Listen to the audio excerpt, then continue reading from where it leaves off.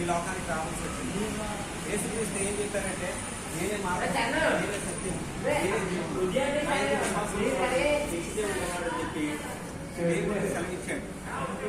యేసుక్రీస్తు పాపం రక్షించిన ఈ లోకానికి వచ్చాడు. ఎవరైతే యేసుక్రీస్తుని తమ సొంత రక్షణగా అంగీకరించి ఎవరైతే ఆయన అంగీకరిస్తారో వాళ్ళందరూ కూడా రక్షించబడతారని చెప్పి బైబిల్ చెప్తుంది.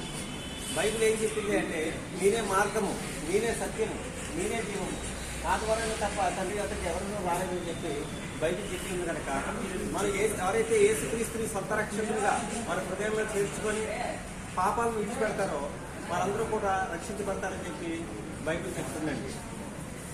కులం మార్చుకోమనం, మతం మార్చుకోమనం, కులంలో కలిసిపోమని, మతం మార్చుకోమని ఎక్కడ చెప్పలేదు. కానీ హృదయంలో ఉన్న పాపపు తలంపు తీసివేసి ఎవరైతే యేసుక్రీస్తు వైపు తిరుగుతారో వారందరూ కూడా రక్షించబడతారని చెప్పి బైబిల్ చెప్పింది కనుక ప్రభువైన యేసుక్రీస్తు యొక్క విశ్వాసం ఉంచి ఆయన మార్గంలో నడిచే ప్రతి వారు కూడా రక్షించబడతారు.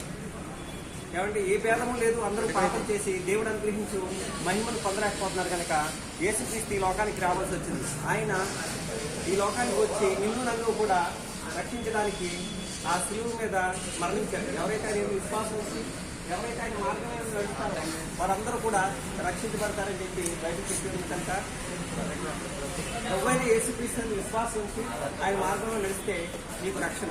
తమ్ముడు, సహోదర, ఇదిగోండి అమ్మ బయట ఫోటోగ్రాఫర్ గోపి.